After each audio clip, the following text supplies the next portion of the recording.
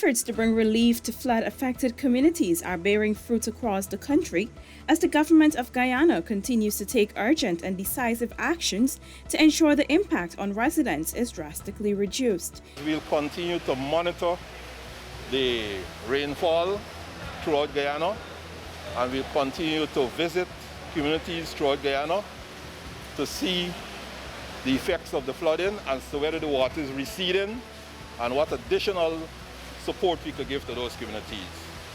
So the focus right now, as you would have noticed, is on bringing relief to all the communities. Foodstuff, right? Sanitation hampers, setting up of shelters, and any quick emergency work that we can do to get the water off the land in the fastest possible time. Prime Minister Honorable Brigadier Mark Phillips on Wednesday conducted a visit to the National Gymnasium, where the Civil Defense Commission, the CDC, is running a 24-hour operation to pack hampers for distribution. Thus far, it has issued 6,500 cleaning hampers and 8,000 food hampers. The hampers can feed a family of 5 for 2 weeks. The Prime Minister noted that every affected community will be reached. In the shortest possible time, we've been able to send relief supplies to all the affected communities in Guyana, working both with government officials and the private sector. And today, I've just walked through this facility, and you can see we have just about 2,500 hampers that are already packed, and another 1,000 in the process of being packed. And just outside there's another 1,500 that is being loaded for distribution.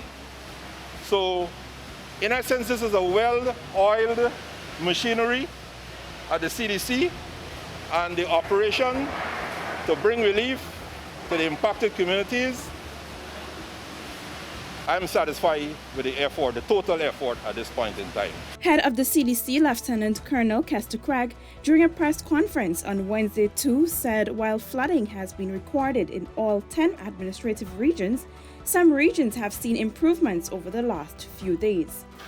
In Region 9, floodwater receded by about 2 inches, and vehicle traffic has resumed on some of the main roads, and monitoring and hamper distribution continue in that region.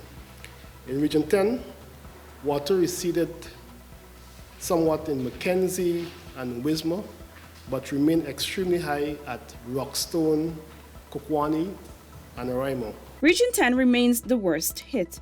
However, stringent measures have been taken to drain water off the land, provide relief supplies, and protect lives throughout the regions. A pump was deployed to Perica, and 2 irrigators are to be installed at the Decandran sluice to assist the Tushin iFlood NDC. In Region 5, a truck is currently being packed with food and cleaning hampers for this region. In Region 6, there is still flooding. There's flooding in every area except for Skeldon. The region is working to ensure all pumps and sluices are working. 20 machines have been deployed to assist with drain and clearing of all clogged areas.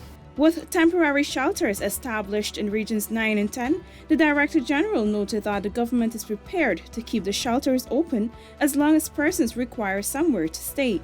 Additionally, to make their stay comfortable, the Commission will benefit from a donation of 500 cots from the Caribbean Disaster Emergency Management Agency, CDEMA. Once water remains in people's homes and they're displaced, the shelters will have to remain activated until they can return to their homes when things return to normalcy. We've reached out to CDEMA, the Caribbean Disaster Emergency Management Agency, and they're prepared to send down a quantity of cots very soon. We have adequate based on the current demand, but we're projecting in the event that more people are displaced, we're able to provide the necessary sleeping arrangement for them. Lieutenant Colonel Craig noted too that based on the groundwork conducted by the Commission, it was determined that 1,500 persons have been affected in Region 2 600 in Region 3, 2,800 in Region 6, 1,000 in Region 9, and 1,000 in Region 10. Regional Executive Officer of Region 8, Mr. Peter Ramatar, says while the tongue of Madhya and its environs have not recorded any flooding, some of the villages, including El Paso, formerly known as Chumachumari, have been affected. Honorable Minister Pauline Sukai of American Affairs, she led a team in there yesterday, of which the region was part of, with our health personnel, the RHO, myself was there too, and we visited the community of El Paso. The minister took in some hampers. The situation there is not any worse than it was 2 days ago because the rain receded a bit.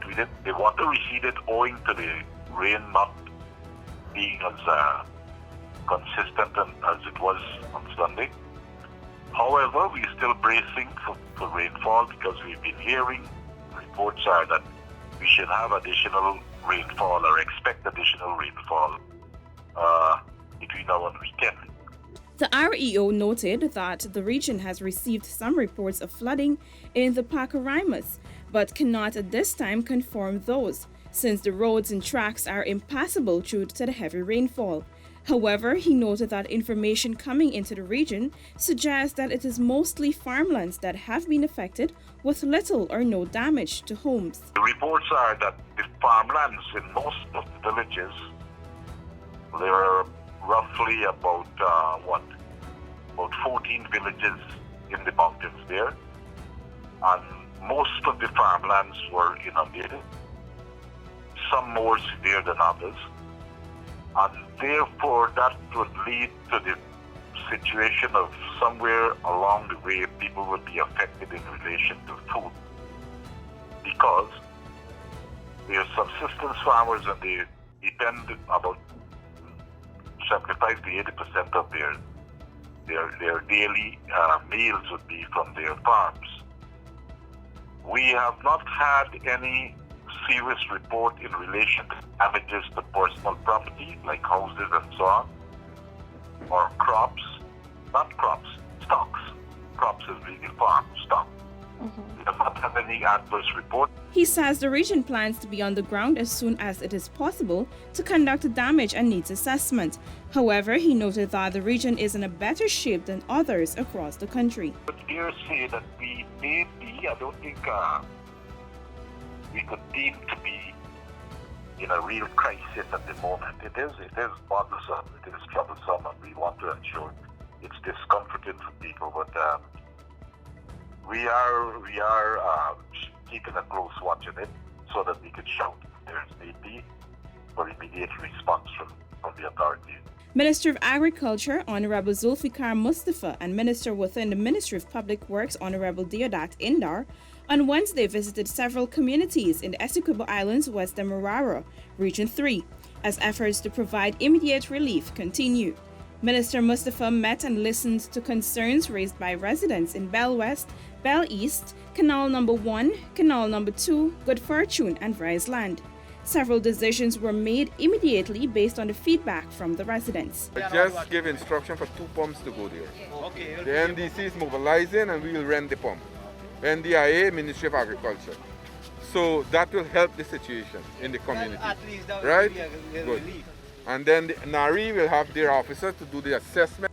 Minister Mustafa said while there are some long-term projects already streamlined to be executed, the government's priority now is to initiate immediate solutions to ensure the lands are drained of water. Those person farmers who would have lost their crop, lost livestock, we have our agencies from GLDA, GRDB, and those rice farmers also from GRDB will do an assessment.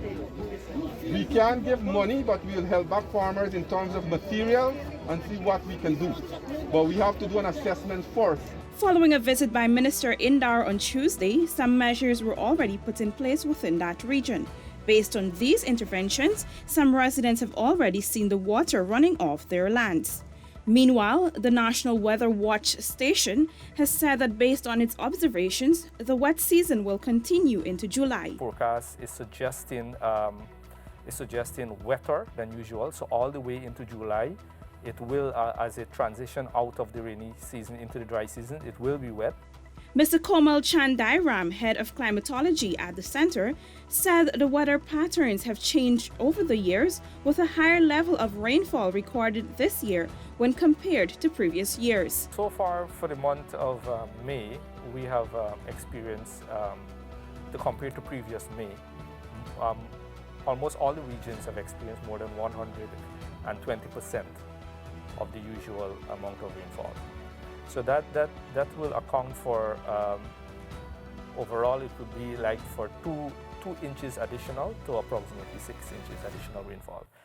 The region 6 would have experienced the highest of those numbers. More rainfall is expected over the next 72 hours. On Thursday, cloudy to overcast skies are expected, along with frequent showers and intermittent rain, and a rainfall of 20 mm to 60 mm. Friday is expected to see frequent showers along with continuous rain and thunder showers and moderate to heavy rain and thunder showers. Rainfall is forecast between 30 mm to 80 mm, while Saturday's forecast shows frequent showers, continuous rain, and possible thunder showers with a rainfall of 30 mm to 80 mm.